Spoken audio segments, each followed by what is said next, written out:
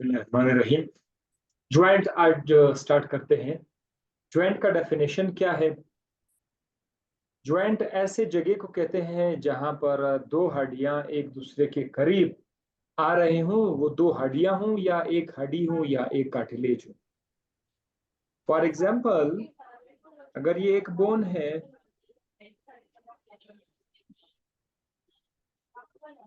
और यहाँ पर एक दूसरा बोन है,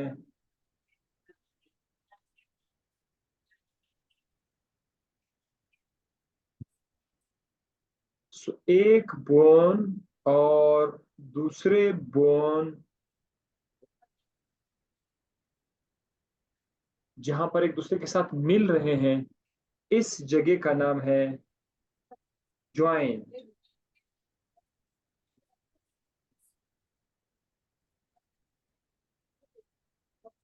याद रखिएगा कि ज्वाइंट के लिए स्पेस का होना लाजमी नहीं है। कभी स्पेस होगा तो कभी स्पेस नहीं होगा। यानी कभी ऐसा भी हो सकता है कि ये एक बोन है तो यहाँ पर उसके साथ बिल्कुल टच दूसरा बोन होगा, फिर भी ये जगह ज्वाइंट कहलाएगा। फिर भी ये जगह ज्वाइंट कहलाएगा। हो सकता है कि एक बोन हो दूसरा भी बोन हो सकता है कि एक बोन हो दूसरा कार्टिलेज हो। सपोज ये वाला बोन है और ये साइड कोई कार्टिलेज है। मतलब पहले जब हम लोग बताते थे तो इस तरह से था कि बोन बोन। अब यहाँ पर लिखा हुआ है जो न्यू कोर्स है कि बोन हो या बोन और कार्टिलेज हो, तो बहरहाल उसको ज्वाइंट कहते हैं। अगर आप स्टडी करोगे ज्वाइंट्स को, अगर आप स्टडी करोगे, so that study of the joint will be called as study of the joints will call as arthrology। Classification अब करते हैं, ज्वाइंट्स को क्लासिफाई करते हैं दो दो तरीकों से भी क्लासिफाई करते हैं। एक है on the basis of movement, हरकत के एतबार से। तीन तरह के ज्वाइंट्स होते हैं, कुछ पे हरकत अवेलेबल ही नहीं है, ठीक है, there is no movement. Joint है बट हरकत बिल्कुल भी नहीं है, that is called immovable joint. और ऐसे ज्वाइंट्स भी होते हैं जिस पर स्लाइटली थोड़ा बहुत मूवमेंट पॉसिबल है, this is called slightly movable joint. Example मैं आपको बताता हूँ स्लाइटली मूवेबल ज्वाइंट का। ये आपके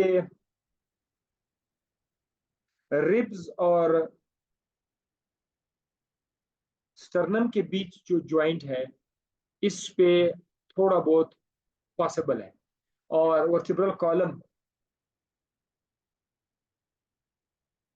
वर्टिब्रल कॉलम के अंदर जो ज्वाइंट्स होते हैं उनमें भी स्लाइट मूवमेंट है, लिहाजा वो आ जाएगा स्लाइटली मूवेबल ज्वाइंट्स में आएंगे। इमूवेबल ज्वाइंट का एग्जांपल ऊपर जो मौजूद है वो मैंने आपको नहीं बताया, ये है सचर। सचर क्या है? आपकी जो खोपड़ी है, आपकी खोपड़ी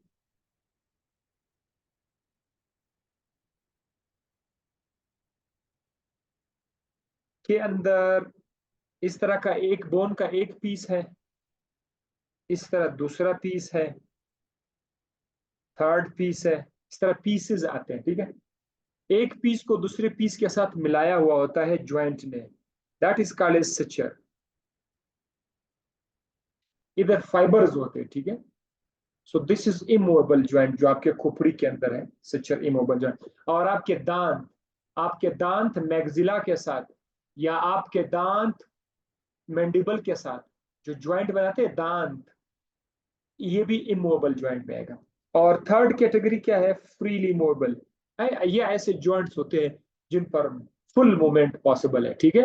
हाथ आपका एल्बो ज्वाइंट है, आपका शोल्डर ज्वाइंट है, ठीक है, हिप ज्वाइंट है, नी ज्वाइंट है, ये सारे के सारे फ्रीली मूवेबल ज्वाइंट्स हैं।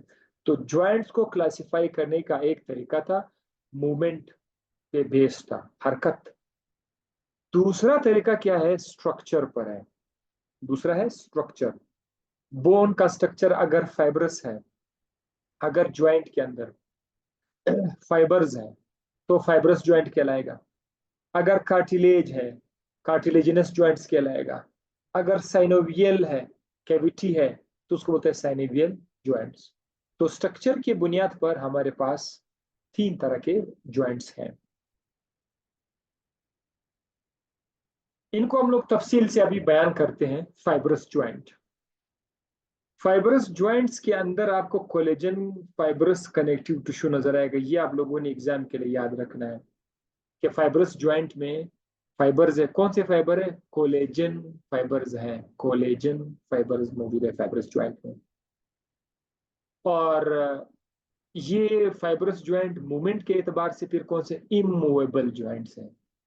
आप लोग ऑलरेडी इमूवेबल ज्वाइंट पढ़ चुके हो कि इमूवेबल ज्वाइंट क्या है। आज आपको एक्स्ट्रा चीज भी मिला कि इमूवेबल ज्वाइंट जो है फाइब्रस ज्वाइंट है। इसके अलावा फाइब्रस ज्वाइंट के अंदर कैविटी नहीं है। कैविटी क्या है ये मैं आपको थर्ड वाली कैटेगरी में बता दूंगा। बस एक हड्डी है दूसरी हड्डी के साथ मिला हुआ है और बीच में कोई खड़ा नहीं है। इसके अलावा ये इसका एग्जाम्पल कहाँ पर है? आपका जो स्कल है ना, आपकी खोपड़ी के अंदर, आपके खोपड़ी के अंदर जो ज्वाइंट्स है उनका नाम है सुचर ज्वाइंट, ऑलरेडी मैं बता चुका हूं। और shaft region of the long bones in forearm and leg. आपका जो फोर आर्म है ना, मिसाल के तौर पर ये आपका ह्यूमरस है। ह्यूमरस के बाद यहाँ पर रेडियस है और यहाँ पर अल्ना है।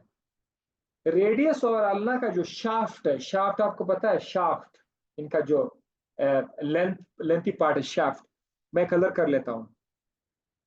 यहां पर ये जो शाफ्ट इनके बीच यहां पर जो ज्वाइंट है, this is called as shaft region of the long bones. जो लंबे बोन्स होते हैं उनके शाफ्ट रीजन के दरमियान इनमूवेबल ज्वाइंट्स है और ये फाइब्रस ज्वाइंट्स है। इसके अलावा टूथ एंड सॉकेट, आपके दांत जो अपने सॉकेट के अंदर है। सपोज ये आपका दांत है, ये दांत का सॉकेट है। ये सॉकेट बेशक आगे जाकर मैग्जिला के साथ मिला हुआ है या ये मैंडिबल के साथ मिला हुआ है, जो भी हो, इधर आपका दांत पड़ा हुआ है।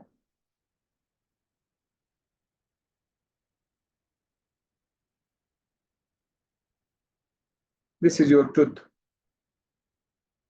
या दिस इज योर टीथ। तो यहाँ पर सॉकेट और टीथ के दरमियान जो इलाका है, यहाँ पर ये ज्वाइंट है।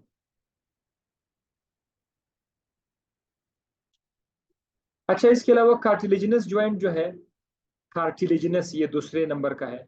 अब इसका नाम बता रहा है, इसमें फाइबर्स के जो आपने नाम सुना था, इसके अंदर है कार्टिलेज है। मतलब इस तरह फाइबर्स नहीं, जैसे कॉलेजन फाइबर्स में थे, इसमें कार्टिलेज है। अच्छा, टफ एंड फ्लेक्सिबल। टफ का मतलब है सख्त है। फ्लेक्सिबल का मतलब है कि वो उसको आप लचक दे सकते हैं। तो कुछ चीजें ऐसी होती हैं कि वो सख्त होते हैं पर लचक भी उसके अंदर, कुछ चीजें ऐसे होती है सख्त होते हैं लेकिन उसमें लचक नहीं होता। तो इसके अंदर टफनेस तो है, साथ साथ में लचक भी है। Tough and flexible connective tissue, वहां पर भी कनेक्टिव टिश्यू था, वो फाइबरस कनेक्टिव टिश्यू था। यहाँ पर tough and flexible connective tissue. ये छोटे छोटे से पॉइंट्स आप लोग नोट किया करेंगे, ठीक है। जो कार्टिलेज है, कार्टिलेज आपने पढ़ा है। कार्टिलेज में किस टाइप का कार्टिलेज है? यहाँ पर हाइलिन या फिब्रो कार्टिलेज। ये दोनों कार्टिलेज होगा, या हाइलिन कार्टिलेज होगा या फिब्रो कार्टिलेज होगा। इसके अंदर भी ज्वाइंट केविटी नहीं, जैसे मैंने आपको पहले बताया था कि यहाँ पर एक हड्डी दूसरी हड्डी के साथ मिला हुआ है और यहाँ पर कोई ज्वाइंट केविटी नहीं है। ये भी हो गया। अच्छा, ये पॉइंट क्या? Slightly movable. तो इतना कितना आसान है। वो जो पहला वाला था वो इमूवेबल था।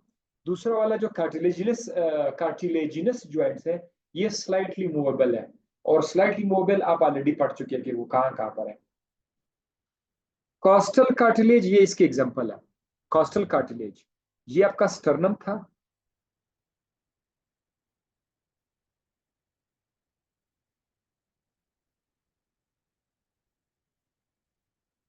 दैट वाज स्टर्नम, और स्टर्नम के साथ यहां इस तरह का कार्टिलेज था।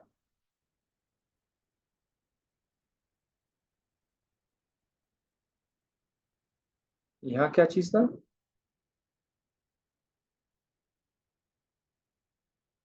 कार्टिलेज था। इस कार्टिलेज के साथ रिब्स अटैच थे। This was your rib. तो अब आप जरा यहां पे देखिए, रिब और स्टर्नम के दरमियान, रिब और स्टर्नम के दरमियान क्या पड़ा हुआ है? कार्टिलेज पड़ा हुआ है। तो इसीलिए इसका नाम रखा गया कार्टिलेजिनस ज्वाइंट। यहां पर आप नोट कर सकते हैं कि एक तरफ अगर बोन है तो दूसरी तरफ कार्टिलेज है। तो यहां पर जो ज्वाइंट आ रहा है वो बोन और कार्टिलेज के दरमियान आ रहा है, बोन टू बोन नहीं है। हालांकि स्टर्नम बोन है, इसमें कोई शक नहीं है, स्टर्नम बोन है, लेकिन स्टर्नम बोन और रिब बोन के दरमियान कार्टिलेज पड़ा हुआ है। तो अब जो ज्वाइंट आएगा वो कार्टिलेज और बोन के बीच आएगा। सो यहां पर एक बार फिर कोई वो नहीं है, केविटी नहीं है। केविटी आपको मैं बताऊंगा, कॉस्टल कार्टिलेज इसको बोलते हैं। और दूसरा क्या है? Pubic symphysis. प्यूबिक सिम्फेसिस ये आपको पेल्विक गडल, जब मैं कल पढ़ा रहा था पेल्विक गडल के अंदर, वो मैं बता चुका हूँ पेल्विक सिम्फेसिस। वो भी इस ज्वाइंट को शो कर रहा है, कार्टिलेजिनस ज्वाइंट को शो कर रहा है प्यूबिक सिम्फेसिस।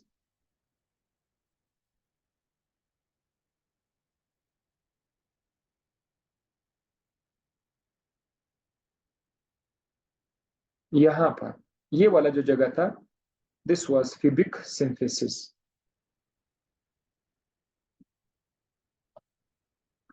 थर्ड है इंटरवर्टिब्रल डिस्क। आपकी जो डिस्क है, एक वर्टिब्रल डिस्क है, दूसरा डिस्क है, तीसरा चौथा, बहुत सारे डिस्क दूसरे के ऊपर पड़े हुए। इन डिस्क के दरमियान जो ज्वाइंट है, उस ज्वाइंट को भी कार्टिलेजिनस ज्वाइंट कहा जाता है। साइनोवियल ज्वाइंट थर्ड ज्वाइंट है, ये बड़ा कमाल का ज्वाइंट है। ये ऐसा ज्वाइंट है जिसमें एक बोन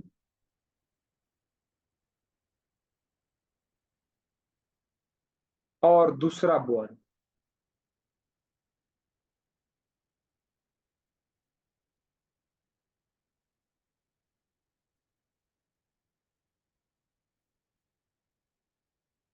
एक बोन और दूसरे बोन के दरमियान अब एक कैविटी है। तो बीच में मैं यहां पे लिख लेता हूं कैविटी। इस कैविटी का नाम है साइनोवियल कैविटी, इसको बोलते हैं साइनोवियल कैविटी। एक बड़ा सा कैविटी है, और इस कैविटी के अंदर, इस कैविटी का चूंकि नाम साइनोवियल कैविटी है, तो इसके अंदर एक फ्लूइड है। उस फ्लूइड का नाम है साइनोवियल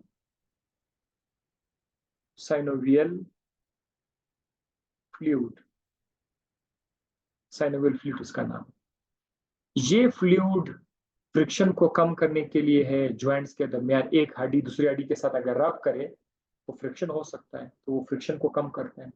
अब इसको थोड़ा और मैं आपको बताना चाहूंगा कि यहाँ पर आपको लिगामेंट्स नजर आएंगे, टेंडन्स नजर आएंगे, कार्टिलेज नजर आएंगे। जरूरत देखते जाए कि कहाँ कहाँ क्या चीज कहाँ का है।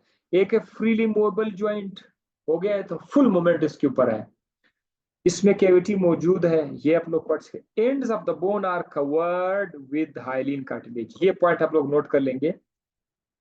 Ends of the bone, bone का जो एंड्स है, यहाँ ये वाला जगह, इधर, यहाँ,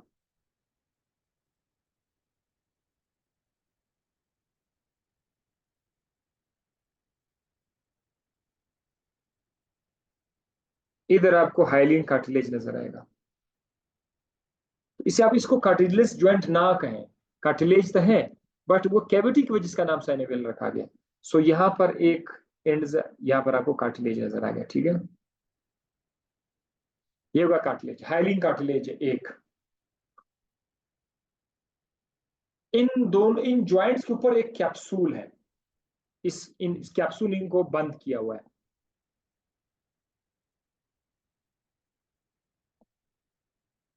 यहां से इस तरह का एक कैप्सूल है,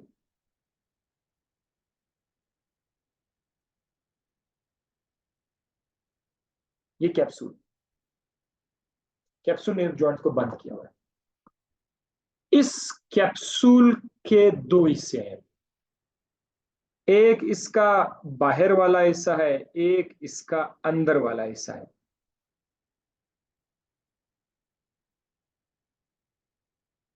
कैप्सूल का जो बाहर वाला हिस्सा है, इसको लिगामेंट कहते हैं।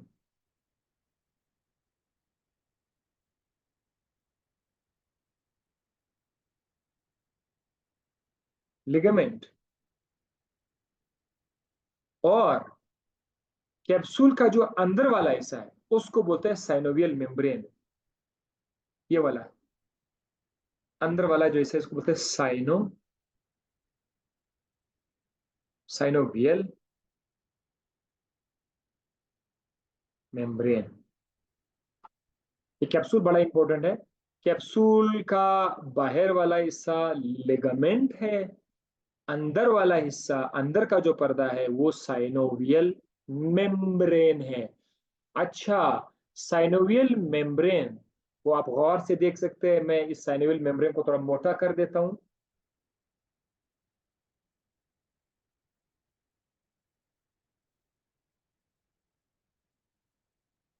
ये आपका साइनोवियल मेम्ब्रेन हो गया। यहां से ये भी साइनोवियल मेम्ब्रेन है। ये बहुत लाजमी है साइनोवियल मेम्ब्रेन।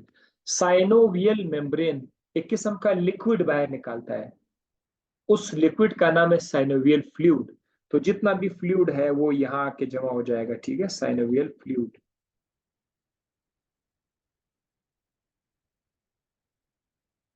जब आप बोलते हैं जोड़ों का पानी, जोड़ के अंदर पानी है, वो दरअसल ये साइनोवियल फ्लूइड है। कभी कभी या तो जरासीम से इन्फेक्शन हो जाता है या कोई मेटाबॉलिज्म का कोई प्रॉब्लम आ जाए, तो ये जो पर्दा है साइनोवियल मेम्ब्रेन, ये पर्दा खराब हो जाता है, इन्फ्लेम हो जाता है, जिसकी वजह से जोड़ जो है वो एक तो सूज जाता है और ऊपर से दर्द करने लगता है। सो उसकी वजह यह है कि जब ये पानी का लेवल कम हो जाए तो फिर इसके अंदर फ्रिक्शन पैदा हो जाती है, बोन टू बोन फ्रिक्शन, और उस फ्रिक्शन की वजह से ज्वाइंट में मसला आ जाता है। अच्छा है, ठीक है, ये भी यहां से हो गया। Now we have now we have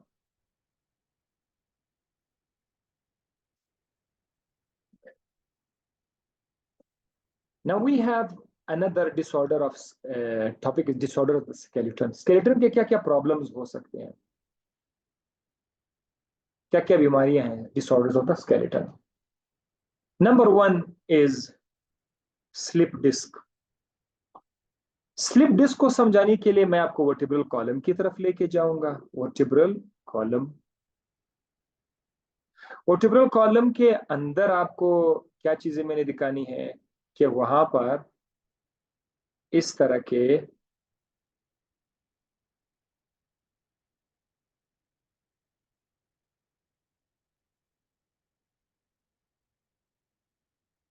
disc होते हैं।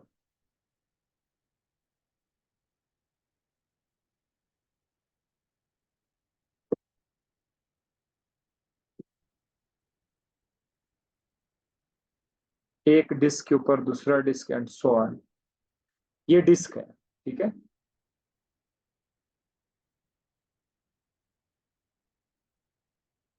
वर्टिब्रल कॉलम की जो हड्डियां हैं आपने पढ़ा था, ठीक है, थोरासिक वर्टिब्रा, लंबर वर्टिब्रा वगैरह वगैरह। इन इंटरवर्टिब्रल डिस्क के बीच में से क्या मौजूद है?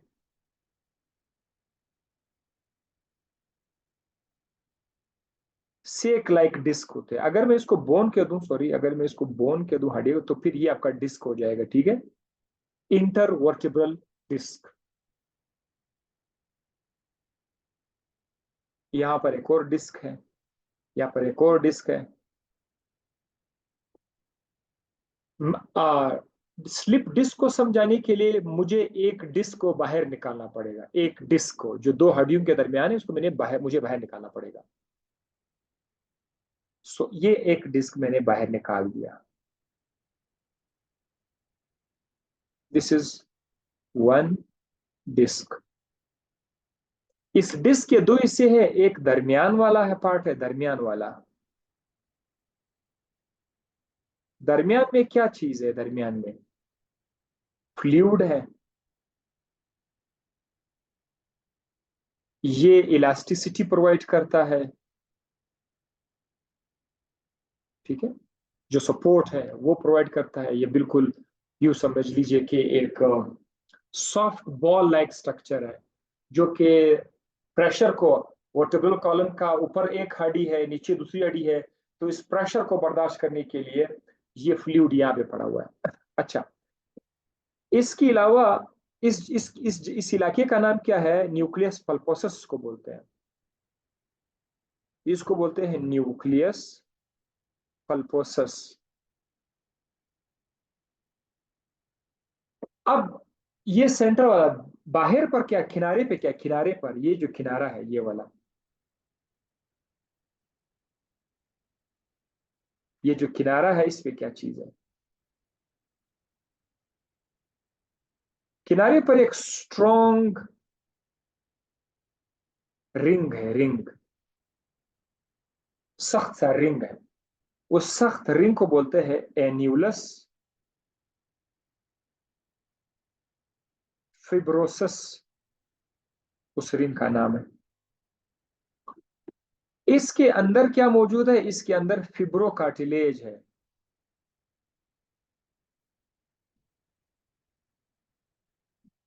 तो एक डिस्क में ये चीजें मौजूद है, ठीक है।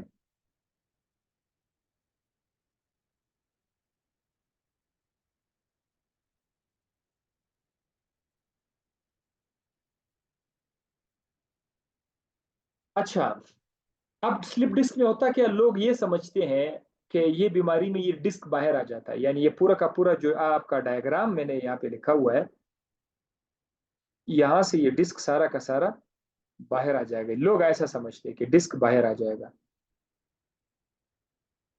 This is not, this is wrong. मतलब मैं ये डिस्क इधर मिटा रहा हूं, लोग ये समझते हैं कि डिस्क बाहर आ गया, इसको स्लिप डिस्क। ये गलत है, बात ये नहीं है, बात कुछ और है। बात कुछ इस तरह से है कि आ, कलीम, मुझे ऐसा लग रहा है कि मेरा पिक्चर गायब हो गया है।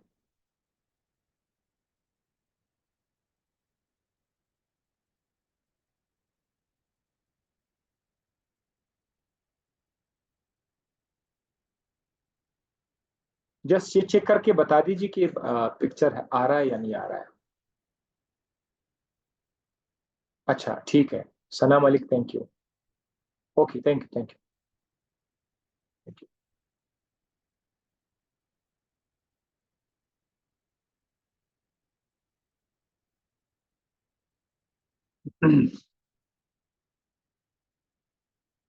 तो अब मैंने क्या करना है कि ये स्लिप डिस्क के अंदर होता क्या है कि आपका पूरा का पूरा ये जो डिस्क है, इस डिस्क का जो किनारा है, जिसको आप लोगों ने एन्यूलस फिब्रोसिस का नाम, ये किनारा टूट जाएगा। ये देखो, ये किनारा ब्रेकअप कर लेता है। इस किनारे के ब्रेकअप करने से व्हाट हैपन्स, यहां पर जो लिक्विड पार्ट है ना, लिक्विड, ये लिक्विड यहां से बाहर आ जाएगा।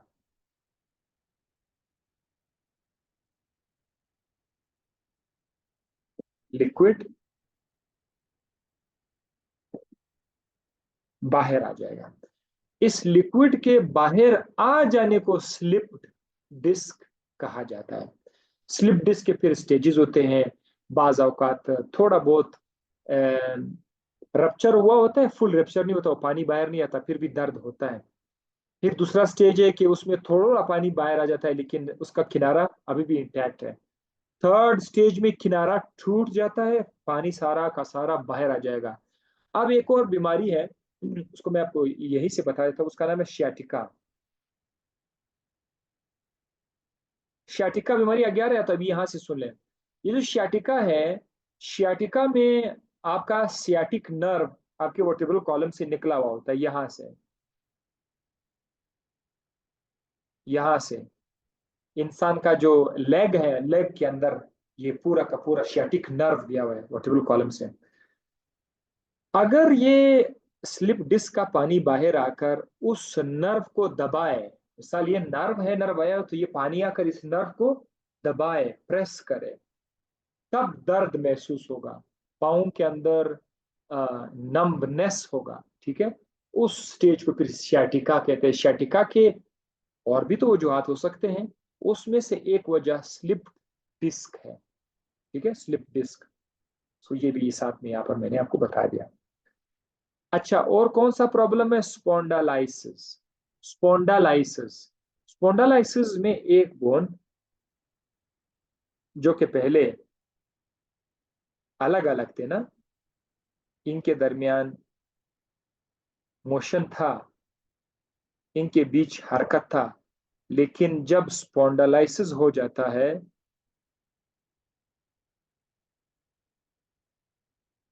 स्पॉन्डालाइसिस उसमें एक बोन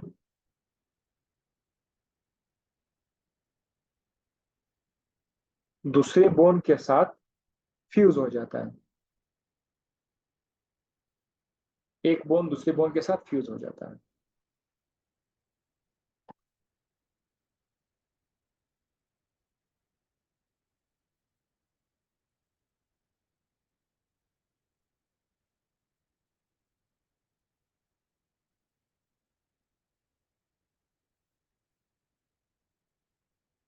अब यहाँ पर ना तो मोशन पॉसिबल है और ये फ्यूजन हो जाती है। सो दिस फ्यूजन, इसका लिहाज से मैंने लिखा हुआ है फ्यूजन एंड इमोबिलिटी, इसका स्पॉन्डालाइसिस। स्पॉन्डालाइसिस में ये हो सकता है कि आपकी गर्दन की जो हड्डियां हैं वो फ्यूज हो जाएंगी, उसको बोलेंगे सर्वाइकल स्पॉन्डालाइसिस। तो मोस्टली ये गर्दन के अंदर हो सकता है, फिर आपका गर्दन जो है आप उस पर मूवमेंट नहीं कर सकते, या फिर ये वर्टिब्रल कॉलम में कहीं और पर भी ये स्पॉन्डालाइसिस हो सकता है। शियाटिका में ऑलरेडी आपको बता चुका हूँ। शियाटिका जब हो जाता है, नर्व प्रेस हो जाता है, तो नर्व के प्रेस होने से क्या होगा? दर्द होगा, जाहिर है। वो दर्द भी ऐसा होगा कि आपके लोअर लिम्ब से, हिप रीजन से स्टार्ट होकर के पूरा लेग की तरफ, उसकी हत्ता कि उसकी उंगलियों तक जा रहा होगा ये दर्द। कमजोरी महसूस होगी, टिंगलिंग, और लेग के अंदर जो है नमनेस, मैंने कहा बिल्कुल सुन्न हो जाता है, ऐसा लग रहा है जैसे कि टांग जो है सुन्न हो गया है, पूरा टिंगलिंग बोलते हैं। आर्थराइटिस ये भी एक बीमारी है। आर्थ का मतलब है अर्थ, अर्थ का मतलब है ज्वाइंट, टिस का मतलब है इन्फ्लामेशन।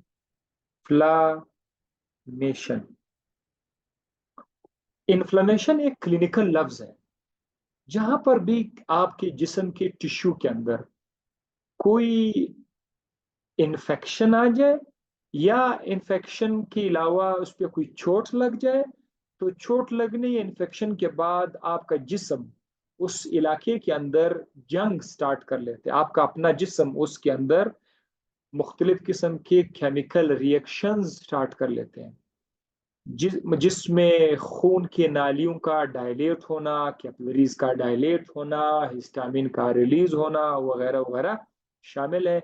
इन तमाम के तमाम से क्या होगा कि इलाका गर्म हो जाएगा, वो जो इलाका है हॉट हो जाएगा, उसमें रेडनेस भी हो सकती है, उसमें दर्द भी हो सकता है। तो ये जो कॉमन लफ्ज इन्फ्लामेशन, ये आपको अक्सर जगहों पर नजर आएगा। तो उस इन्फ्लेमेशन का मतलब मैंने अभी आपको समझा दिया। इन्फ्लेमेशन जिल्द पर भी हो सकता है, इन्फ्लेमेशन दांत पे भी हो सकता है। बॉक्सर को कभी कोई मुक्का लग जाता है आंख के ऊपर, तो पूरा का पूरा आंख काला हो जाते हैं। सो this is also inflammation. So arthritis का मतलब है इन्फ्लेमेशन ऑफ द जॉइंट, अगर आपके जॉइंट में इन्फ्लेमेशन आ जाए। हो गया क्या? पेन आफ्टर वॉकिंग, चलने के बाद जोड़ों में दर्द। कभी कभी तो ऐसा होता है जब आप चलते हैं, रेस्ट करते हैं, फिर जोड़ दर्द करते हैं, क्रेकिंग साउंड उसमें आ रहा है। बंदा सही उठ नहीं सकता, कुर्सी से उठते वक्त दर्द है, बैठते वक्त दर्द है।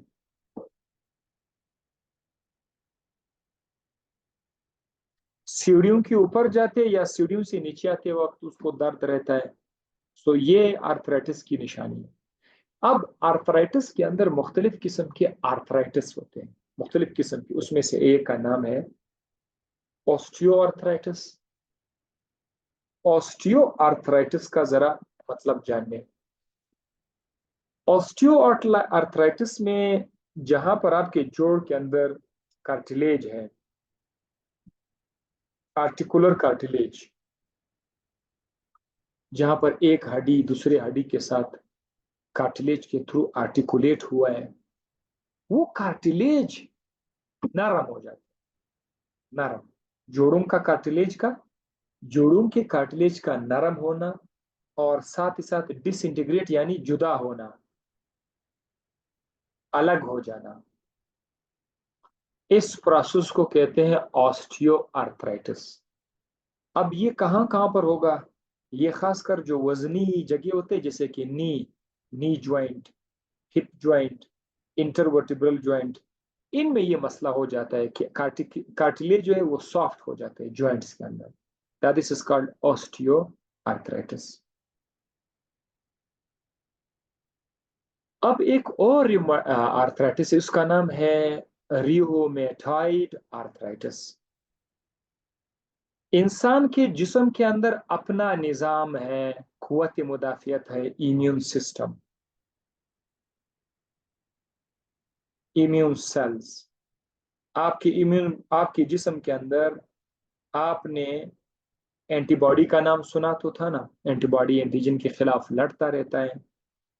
कभी कभी जिस्म का इम्यून सिस्टम कहीं पर थोड़ा बहुत पागल हो जाता है, ठीक है, दिमाग घूम जाता है।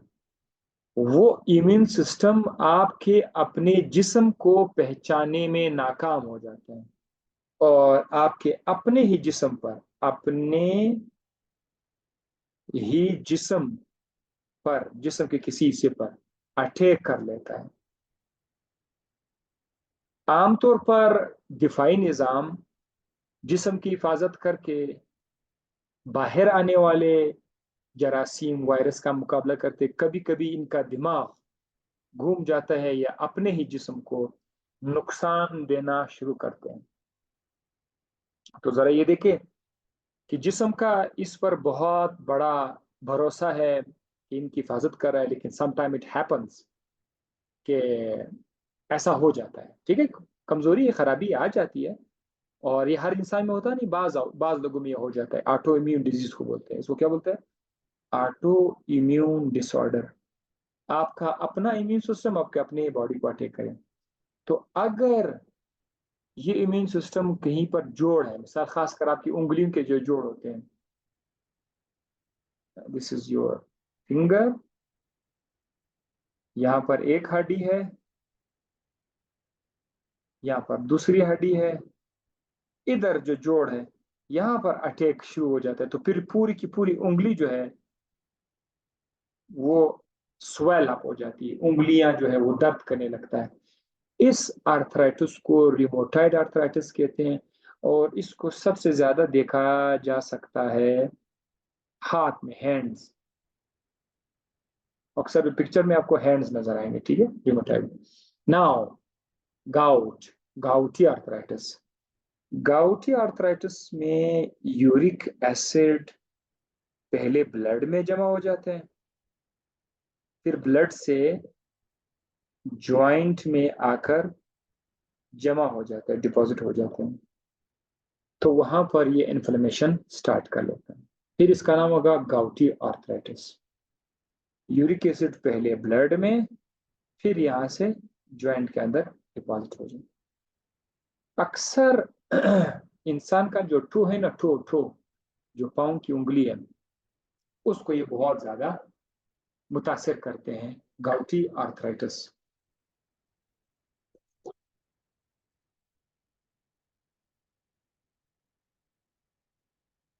कैल्शियम का किरदार हड्डियों के अंदर, आपको पता है कि हमारे हड्डियां कैल्शियम इस्तेमाल करते हैं या तो वो कार्बोनेट की शक्ल में या कैल्शियम फॉस्फेट की शक्ल में। 20 से 25 साल तक का जो बोन होता है, उस अगर इस एज तक कोई शख्स अपने खून में, अपने जिस्म में कैल्शियम के लेवल को बरकरार रखे, ये शख्स है, ये अपने जिस्म का इस तरह ख्याल कर रहा है कि कैल्शियम ले रहा है, इसकी बॉडी में प्रॉपर है कैल्शियम आ रहा है। तो क्या होगा कि बाद में 25 साल के बाद, आफ्टर 25, फिर 30 है, 35 है, आफ्टर 25 एंड ऑनवर्ड उसकी हड्डियां मजबूत होंगी।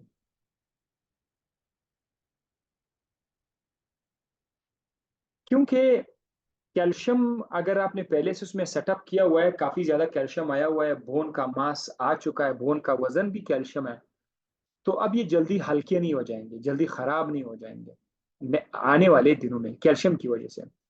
अगर 25 साल से पहले पहले अगर कैल्शियम का बंदोबस्त ना किया जाए तो बोन पहले से कमजोर होंगे।